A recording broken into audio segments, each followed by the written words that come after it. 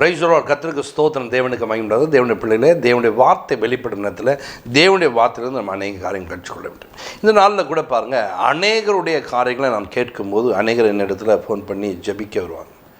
பலவிதமான பிரச்சனை சொல்லுவாங்க. இவர்களெல்லாம் யாருன்னு சொன்னால் கிறிஸ்தவர்கள்.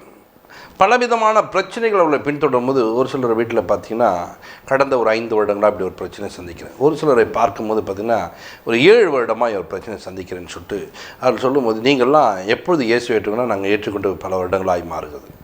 அப்போ இத்தனை வருடங்களாக இயேசுவை ஏற்றுக்கொண்ட பின்பு இத்தனை பிரச்சனை வருதுன்னா ஏன் இதை நீங்கள் எதிர்த்து நிற்கவில்லை, ஏன் அவளை மேற்கொள்ளவில்லை அப்படின்னு சொல்லிட்டு கேட்கும்போது, தெரில பாஸ்டர், ஏன் அப்படி நடக்குதுன்னு தெரில எங்கள் வீட்டுக்குள்ளே அப்படின்ட்டு. அப்போ பாருங்கள், நிறைய நேரத்தில் வேதத்தை படிப்பதில்லை, ஜெபம் பண்ணுவதில்லை, தேவனோடு கூட என்ன பண்ணுவோம், நல்ல ஐக்கியத்தை உண்டு பண்ணுவோம். ஒரு காரியங்களை நீங்கள் செய்ய தோணுன்னா அதில் நீங்கள் பழக வேண்டும். ஒரு வாகனத்தை ஓட்டுறாங்கன்னா ஓட்டினே இருக்கவங்களுக்கு அது ஒரு பழக்கமாயிடும். பாருங்கள், ஒரு கையில் ஓட்டினே என்ன பண்ணுவான், ஒரு ஃபோனை வச்சுன்னு பேசிட்டே போவோம் அவ்வளோ டிராஃபிக்கில் கூட. எப்படி இந்த மனிதனை ஓட்டணும், அதில் பழகி இருக்கலாம். ரோடு சரி இருக்காது, பள்ளம் மேடாக இருக்கும், அது நடுவில் பார்த்திங்கன்னா ஃபோன் பேசினோட போயிட்டுருப்பாங்க. எப்படி இவங்க ஓட்டணும், அது பழக்கம். இன்றைக்கி பாருங்கள், பழக்கம் இல்லாதவர்கள் 2 கையில் பிடிச்சி ஓட்டினா கூட அவங்களால என்ன பண்ண முடியலன்னா ஓட்ட முடியாதபடிக்கு தடுமாறி விழுகிறார்கள். இன்றைக்கு தேவ பிள்ளைகளே, நம்ம ஒரு காரியங்களை போனால் அதில் பழக வேண்டும், நம் பழக்கம் உள்ளவர்களாய் மாற்றிக்கொள்ள வேண்டும். அப்போ ஆண்டோடு கூட நம் பழகணும்னு சொன்னால், வேதத்தை படிக்கணும்னா அதில் நீங்கள் பழக வேண்டும். நீர் அவரோடு கூட பழகி சமாதானமாக இரு, அதனால் உனக்கு என்ன பண்ணும், நன்மை உண்டாகும் என்று சொல்லியிருக்காங்க. அப்போ நம்ம தேவனோடு கூட பழகக்கூடியவர்களாய் மாற வேண்டும். மாறினால்தான்.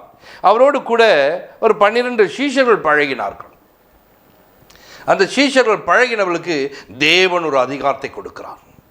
பழக்கம் உள்ளவர்களாய், இயேசுவோடு பழகினவர்களாய், சபைக்கு போயிட்டு சபையோடு பழகிறவர்களை சொல்ல, இயேசுவோடு கூட பழகிறவர்களாய், நான் ஆராதிக்கிற தேவனோடு நான் பழகிறேன் என்று சொல்ல வேண்டும். நான் எந்த தெய்வத்தை ஆராதித்துக் கொண்டோ அந்த கர்த்தராகிய தேவனை நான் இப்பொழுது அவர் கூட நான் பழகி இருக்கிறேன். அந்த பழக்கம் தான் அவர் நல்லவர் என்பதை நீ அறிந்து கொள்ள முடியும். இல்லைனா உன் வாழ்க்கையில் ஒரு கெட்டவராய் காணப்படுவார், உன் வாழ்க்கையில் நன்மை செய்வதாக காணப்படுவார், உன் வாழ்க்கையில் அவர் உனக்கு உதவி செய்வதாக காணப்படுவார். பார்க்குறோன்னு சொன்னால் சச்சி தான் போய் அப்படியே கிடக்குறேன்னு வாங்க. இப்படி வைக்கிறது தான் ஏசு தெரிந்து கொண்டாரா? நீயும் உன் பிள்ளைய உன் கூட பழகும் போது அதுக்கு வேண்டியதெல்லாம் கொடுத்து அவ்வளவா ஆசிர்வதிக்கிறாயே, அந்த பிள்ளையோட தேவையை சந்திக்கிறாயே, உனக்கு இல்லைன்னா கூட உன் பிள்ளைக்கு தேவைகளை சந்திக்கிறாயே, உனக்கு உண்டானது கொஞ்சம் கொடுத்தா கூட அதை எடுத்து உன் பிள்ளை கொடுக்கணும் பார்க்குறியே. அப்போ நீ இந்த பிள்ளைகள் பழகிற பிள்ளைகளை இவ்வளவாய் நேசிக்கும் போது, நீ தேவனோடு பழகினா அவன் தேவனை எப்படி நேசிப்பார்? அவரோடு கூட பழகின அந்த சீஷர்களை நீங்கள் பார்க்கும்போது அவர்களுக்கு ஆண்டவர் அதிகாரம் கொடுக்கிறார். கவனிங்க, லூக்கா 10:19 பாருங்க, இதோ சர்ப்பங்களை தேள்களை மிதிக்க சத்துடைய சகல வல்லமைகளை மேற்கொள்ள உனக்கு நான் அதிகாரம் கொடுத்தேன், ஒன்றும் உன்னை சேதப்படுத்தாது. எந்த அளவுக்கு ஒரு மனிதனுக்கு ஒரு அதிகாரத்தை கொடுத்து வைத்திருக்கிறான். சத்துடைய சகல வல்லமைகளை மேற்கொள்ள உனக்கு அதிகாரம் கொடுத்தா. சத்துடைய போராட்டமாக இருக்குது எங்கள் வீட்டில், ஒரே பிசாசின் தொந்தரவாக இருக்குங்க. எப்படிங்க சொல்லலாம்? நீங்கள் நீ பழகாதனால் தான் உன் வீட்டுக்குள்ள பிசாசின் தொந்தரவாக இருக்குது. நீ பழகிப்பார். நீ ஒருவரோட பழகணும்னு சொன்னால் ஒரு பிரச்சனை சொல்லி பாருங்க, அந்த நைட்டில் வந்து நிற்பாங்க. ஏன் வராங்க?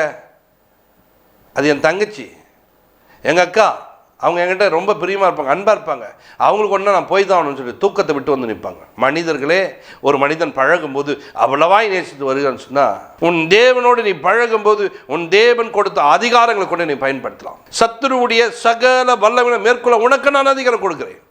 பழகக்கூடியவனுக்கு.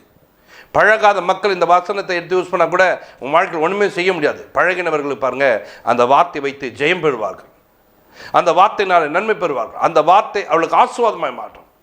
இன்றைக்கு உன் வாழ்க்கையில் அந்த வார்த்தையை நீ பயன்படுத்த கற்றுக்கொள்ள வேண்டும். அந்த வார்த்தையோடு தேவனோடு கூட நெருங்க கற்றுக்கொள்ள வேண்டும், பழக கற்றுக்கொள்ள வேண்டும். இன்றைக்கு தேவ சமூகத்தில் வருகிற பிள்ளைகள் அநேகருடைய வாழ்க்கையில் நம்மள இப்படிப்பட்ட வார்த்தைகள் இல்லாமல் கஷ்டப்பட்டு கொண்டிருக்காங்க, கண்ணீர் வடித்து கொண்டிருக்காங்க. இன்றைக்கி உனக்கு கிடைத்த ஒரு வார்த்தையோடு நம்ம பழக ஆரம்பி. ஆலயத்துக்கு போனது பெரிதல்ல, ஞானஸ்தானம் எடுத்து பெரிதல்ல, வார்த்தையோடு பழக கற்றுக்கொள்ள வேண்டும்.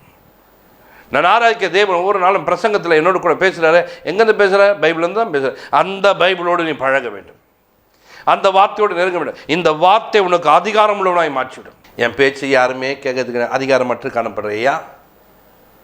என் கணவன் என் சொல்ல கேட்கறது அதிகாரமற்று காணப்படுறையா? வேலைக்கு போனால் யாரும் மதிக்க அதிகாரமற்று காணப்படுறையா? வேதத்தோடு பழகிப்பார், அதிகாரம் உள்ளவனாய் மாறிடலாம்.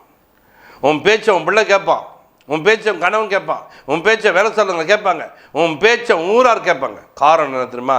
நீ வேதத்தோடு பழகும், நீ அதிகாரம் உள்ளவன், நீ சொல்லுகிற வார்த்தை அவள் கேட்டாக வேண்டும், அதற்கு அவங்க செவி சாய்க்க வேண்டும். கர்த்தர் அதற்காகத்தான் உன்னை தெரிந்து கொண்டார். ஆனால் நீங்களும் இன்றைக்கி என்ன பண்ணுறீங்க? அந்த வார்த்தை இல்லாமல் வாழ்ந்து கொண்டிருக்கீங்க. வார்த்தை பிடித்துக்கொள், பக்தியாய் வாழ். கர்த்தர் உன்னை கொண்டு ஒரு பெரிய காட்சிவா. மார்க் 16ஆம் அதிகாரத்துக்குள்ளுங்க, 17-18 வாசிங்க. விசுவாசிக்கிறவர்களால் நடக்கும் அடையாளங்கள் ஆவன, என் நாமத்தினாலே பிசாசுகளை துரத்துவார்கள், நவமான பாஷைகளை பேசுவார்கள், சர்ப்பங்களை எடுப்பார்கள், சாவுக்கு ஏதுவான யாதொன்றை குடித்தாலும் அது அவர்களை சேதப்படுத்தாது, வியாதியஸ்தர் மேல் கைகளை வைப்பார்கள், அப்பொழுது அவர்கள் சொஸ்தமாவார்கள் என்றார். ஒரு மனிதன் விசுவாசிக்க கூடியவனாய் மாறினான் சொன்னால், இந்த வார்த்தையை நம்பக்கூடியவனாய் மாறினானா அந்த மனிதனை கொண்டு கர்த்தர் பெரிய காரியங்கள் செய்கின்றார். இந்த விசுவாசிக்கனுடைய அடையாளம் என்ன? சர்ப்பங்களை எடுப்பாங்களாம், பிசாசுகளை துரத்துவாங்களாம். கவனிங்க, துரத்த முடியும் என்று சொல்லியிருக்கார். எப்படிங்க உங்களை? நான் விசுவாசிக்கிறேங்க, என் தேவன் எனக்கு அதிகாரம் கொடுத்துருக்காங்க, அந்த அதிகாரத்தை கொண்டு நான் அதை செய்கிறேன்னு சொல்லிட்டு செய்கிறேன். சாவுக்கு ஏதுவானது ஒன்று குடித்தாலும் அவள் என்ன பண்ண மாட்டாங்க? சேதப்பட மாட்டார்கள். அவள் ஒன்றும் செய்ய முடியாது. ஏன்னு சொன்னால், நான் தேவனை விசுவாசிக்கிறேன், நான் தேவனை நம்புகிறேன். தேவனுடைய வார்த்தைகள் என்ன? மரிப்பதற்காக தெரிந்து கொள்ளவில்லை, நான் ஜீவனோடு இருப்பதற்காக. வாழ வைக்கிற தெய்வம், என்னை சாகடிக்கிற தேவன் அல்ல. தேவ பிள்ளைகளே, நீங்கள் தேவனோடு கூட பழகும் போது அப்படியாப்பட்ட காரியம். நீங்கள் தேவனோடு கூட நெருங்க கற்றுக்கொள்ள வேண்டும். நீங்கள் எலிசாவுடைய காலத்தில் கூழ் சமைக்கிறாங்க. கூழ் சமைக்கும் போது பேய் கொம்மட்டி காய்களை எடுத்து கொஞ்சம் போட்டாங்க உள்ள. அதை அறிஞ்சு ஒருவன் அறியாமல் போட்டு விட்டான். அது போட்டால் அதை கொடுக்கும்போது பானையிலே சாவு. அங்கே பாருங்கள், அதை குடிச்சா செத்து போயிடுன்றாங்க. இந்த சாவுக்கு ஏதுவான ஒரு பொருளாக காணப்படுது. பாருங்கள், இது தீர்க்கதரிசிகிட்ட வந்த உடனே அவர் என்ன பண்ணார்? போயிட்டு கொஞ்சம் மாவு எடுத்து போட்டு கரைக்கி எல்லாருக்கும் கொடுங்கன்றார். இப்போ யாருக்கும் ஒன்றும் செய்யலை. காரணம் தெரியுமா? அந்த மாவில் சாவுக்கு ஏதுவானது ஒன்று குடித்தாலும் அது உங்களை சேதப்பட்டாது என்று சொல்லியிருக்கிறார். இன்றைக்கு ஆண்டோட பிள்ளைகளே, நீங்கள் ஆண்டோட சமூகத்தில் இருந்திருக்கீங்களே, உங்கள் வாழ்க்கையில் உள்ள பிரச்சனையே நீ தீர்க்க முடியவில்லை, மாற்ற முடியவில்லை, நீ யார் பிரச்சனையை தீர்க்க போகிற? நீ ரட்சிக்கப்பட்டதே வேஸ்ட்டு. நீ இயேசுவை ஏற்றுக்கொண்டது வேஸ்ட்டு. ஏன் தெரியுமா? இயேசுவை ஏற்றுக்கொண்ட நீ உன் வாழ்க்கையில் ஆசீர்வாதமாக இருந்து உன்னை சுற்றிலுக்கும் ஆசீர்வாதமாய் மாற வேண்டும். எங்கள் அம்மா கஷ்டப்படுறாங்க, எங்கள் அப்பா கஷ்டப்படுறாங்க, என் சொந்தமாக தான் கஷ்டப்படுறாங்க, இதை சொல்கிறதுக்காக உன்னை கர்த்தர் அழைக்கலைங்க. உன் கஷ்டத்தில் நீ வெளியே வந்து மற்றவர்கள் கஷ்டப்படுறவங்களா கை கொடுத்து தூக்குறவனாய் மாற வேண்டும். அப்போ என்ன வேணும்? அவங்க வீட்டுக்குள்ளே என்ன பிரச்சனை இருக்கோ அந்த பிரச்சனைக்காக போய் ஜபிக்க வேண்டும். அந்த பிரச்சனை ஒன்றுட்டு போகும். ஏன்னா உன் வீட்டுக்குள்ளே ஓடிச்சு பார்த்தியா, அந்த வீட்டுக்குள்ளே ஓட வச்சிடலாம். அந்த வீட்டுக்குள்ளே மாற்றம் உண்டாயிடும். சத்துடைய சகல வல்லமையை மேற்கொள்ள எனக்கு அதிகாரம் கொடுத்துருக்கிறானே, அந்த அதிகாரத்தை கொண்டு பயன்படும். பாருங்க, தேவ பிள்ளையில பிசாசு போராட்டங்களா அந்த வீட்டுக்குள்ளே அலக்கழித்து கொண்டிருக்கா, நீ போய் ஜெபம் பண்ண அங்கே மாறிடும். ஏன்னா கர்த்தர் உன்னை அதற்காக தான் தெரிந்து கொண்டார், முன்குறிச்சிருக்கா. விசுவாசம் உள்ளவனாக இருக்க வேண்டும். விசுவாசித்தால் தேவன் உனக்கு பெரிய காட்சிவார். அப்போ விசுவாசிக்க கற்றுக்கொள்ளணும்.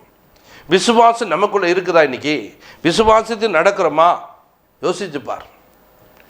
அப்போ நம்ம விசுவாசித்தால் என் வாழ்க்கையில் என்ன செய்வார்? தேவனுடைய பிள்ளைகளை நம்ம விசுவாசித்து நடக்கும்போது தேவன் ஒரு பெரிய காரியம் செய்வார். நம்ம வேதத்தில் வாசிக்கிறோம், 91ஆம் சங்கத்தில் உன்னதமான மறைவுகளுக்கு சர்வர்களுடைய நிழலில் தங்குவாங்க. தேவனுடைய மறைவுக்குள்ள ஒரு மனிதன் இருக்க வேண்டும், அவருடைய நிழலுக்குள்ளே தங்கியிருக்க வேண்டும். அப்படி மறைவுக்குள்ள நிழலுக்குள்ள ஒரு மனிதன் தங்கி இருக்கிறான்னு சொன்னா அதுல 13ஆம் வசனத்தில் வாசிக்கும் பாருங்க. சிங்கத்தின் மேலும் விரியன் பாம்பின் மேலும் நீ நடந்து பால சிங்கத்தையும் வலு சர்ப்பத்தையும் மிதித்து போடுவாய். கவனிங்க, சிங்கத்தின் மேலும் விரியன் பாம்பின் மேலும் நீ நடந்து. அப்ப நம்ம நடை எங்க இருக்கு தெரியுமா? எதெல்லாம் அதிகாரம் உள்ளதாய் காணப்பட்டு பயமுறுத்தி கொண்டிருக்க அவைகளை மிதித்து போடக்கூடிய அதிகாரத்தை தேவன் கொடுத்திருக்கிறார். எப்போ?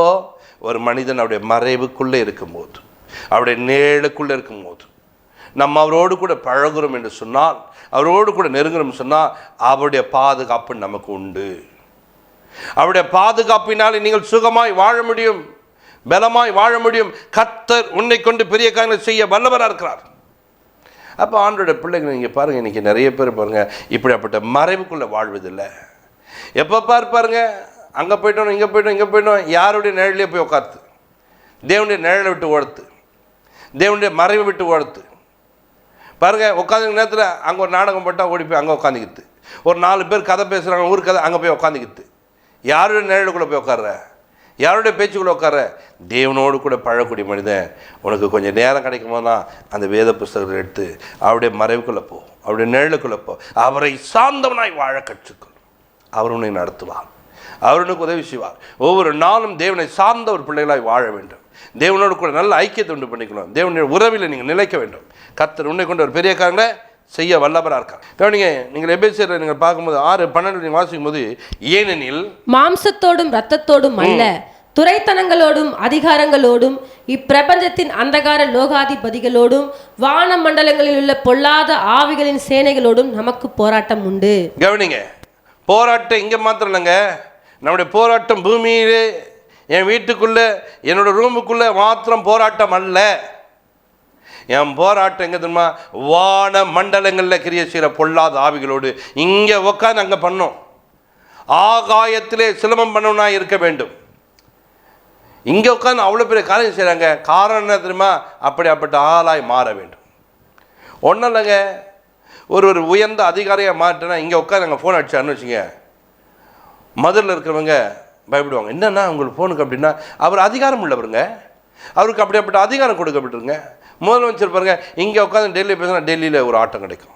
ஏன்னா எப்படி டெல்லியில் இருக்கவங்களாம் பயப்படுறாங்க? அவர் அதிகாரம் உள்ளவங்க, அவர் முதலமைச்சருங்க. இப்போது நம்முடைய பிரதமரை நீங்கள் எடுத்துங்க, இங்கேருந்து அவர் பண்ணாருன்னு சொன்னால் உலக நாடுகள் பயப்படும். காரணம் என்ன? அவர் அதிகாரம் உள்ளவர். அப்போ அந்த அதிகாரம் உள்ளவர்களுக்கு பாருங்க எல்லாம் பயப்படுகிறது. நீங்கள் அதிகாரம் உள்ளவர்களாக இருக்க வேண்டும். மாம்சத்தோடும் இரத்தத்தோடும் மாத்திரம் நமக்கு போராட்டம் அல்ல. இன்றைக்கி உன் வீட்டில் இருக்க பிள்ளை நிமித்தமாக, கணவன் நிமித்தமாக, உன் சொந்த நிமித்தமாக போராட்டம் இல்லை. போராட்டம் எங்கே தரமாக இருக்குது?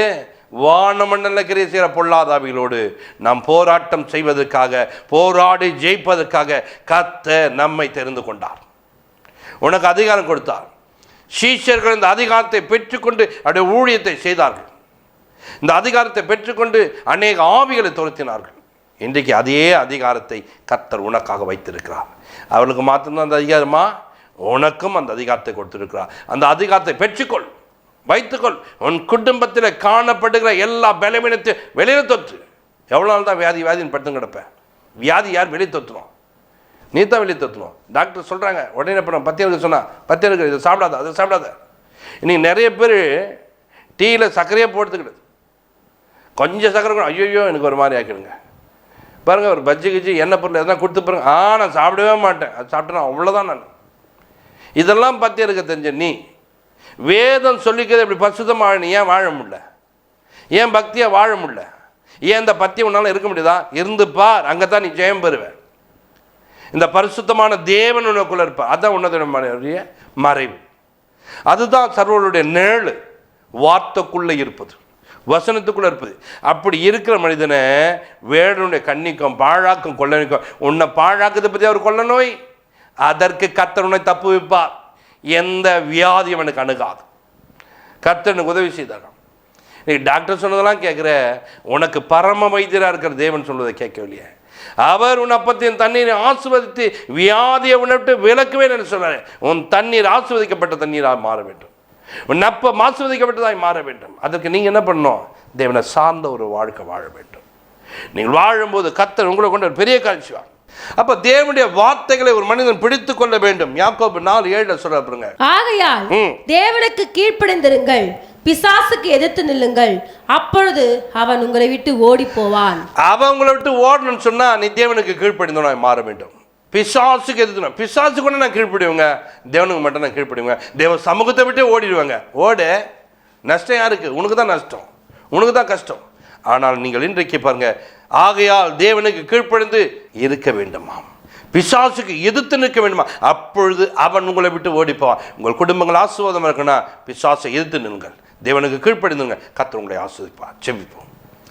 பரலோக பிதாவே, இப்பொழுது ஆண்டவரே, உங்களுடைய பிள்ளைகள் ஆண்டவரே உம்மை நோக்கி பார்த்து கொண்டு இந்த நேரங்கள் ஆண்டவரே என்னோடு கூட என்ன பேச போகிறான் ஆயத்தமாக காத்திருந்த ஒவ்வொரு பிள்ளைகளுக்கும் கற்றுக் கொடுத்த வார்த்தையானது தேவனுக்கு கீழ்ப்படிந்து நடக்கட்டும், தேவனோடு கூட பழகட்டும், தேவனுடைய அன்பில் நிற்கட்டும், உன்னதமானுடைய மறைவுக்குள்ளே வரட்டும், சர்வருடைய நிழலை தங்கட்டும்.